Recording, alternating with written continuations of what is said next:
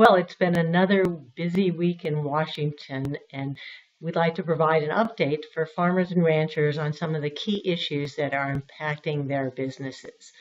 First and foremost, the Farm Bill made some progress this week, and we're delighted to report that the both the House and the Senate have the ability now to go to conference. The Senate passed their Farm Bill earlier this summer, and last week the House passed a farm-only Farm Bill that was lacking in the nutrition title.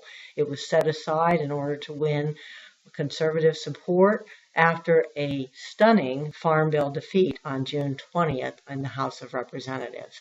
So where are they now? Well, the Senate did receive the House bill earlier this week and then gained unanimous consent after some very intense discussions yesterday to get the bill sent back to the House of Representatives so they can both appoint conferees.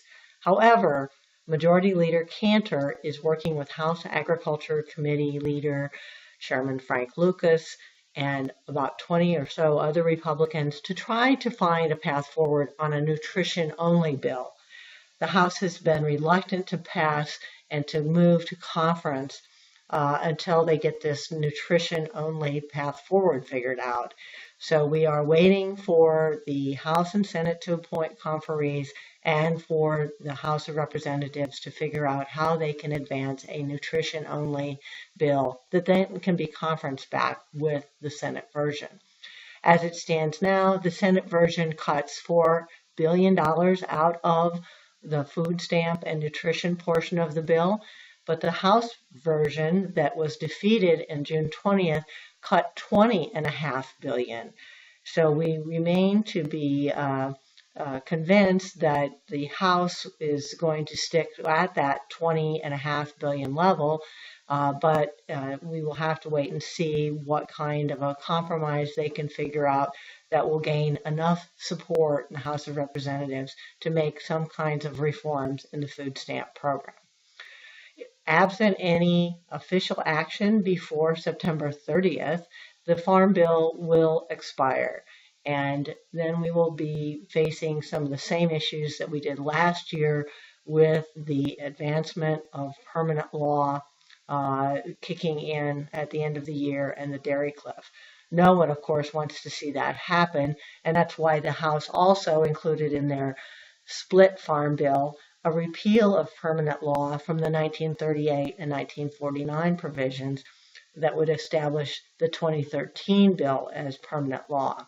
So there's a lot of things that have to be played out yet before we see what might be final passage, or in the absence of any kind of a compromise and approval of final conference provisions in both the House and the Senate, then we will perhaps be seeing a replay of what we did last year in another extension. Of course, no one wants to go that way forward, and optimism always springs eternal in farm country. We hope that they can reach an agreement. On two other fronts, there was a nomination of Gina McCarthy to be the new administrator of the Environmental Protection Agency, and Gina McCarthy's nomination was approved in the Senate this week on a 59-40 vote. She's someone who's going to face a very tough row to hoe in implementing some of the climate change provisions that have been advanced by the Obama administration, but she's been really well received out in farm country when she has been touring. For example, I had a chance to visit with her on an Iowa farm a couple of years ago, and she really is supportive of renewable energy, especially ethanol and biodiesel. And I think you're going to see a lot more of her out in the heartland of America as she tries to improve the relationship that farmers and ranchers would like to have with her as the head of EPA. Last but not least, Michael Froman, the new head of the U.S. Trade Representative's Office, was testifying before the House Ways and Means Committee this week. He talked about some of the ongoing trade negotiations. For example, last week we had negotiators from the European Union in Washington talking about the Transatlantic Trade Investment Partnership negotiations that are really getting off to a good start in the nation's capital last week. Those negotiations are ongoing. We are also on the cusp of a negotiation called the Trans-Pacific Partnership that would be a historic trade deal with a lot of the Pacific Rim countries, including Japan. He thought that the TPP negotiations are still difficult but doable. So he's very optimistic that there could be a deal on TPP by the end of the year. However, Froman mentioned that he is concerned about sequestration and other budget cuts that are curtailing the ability of USTR to do its job to really advance trade. And obviously, anything we can do to enhance exports in American agriculture is very, very important to the bottom line and future profitability of our farmers and ranchers.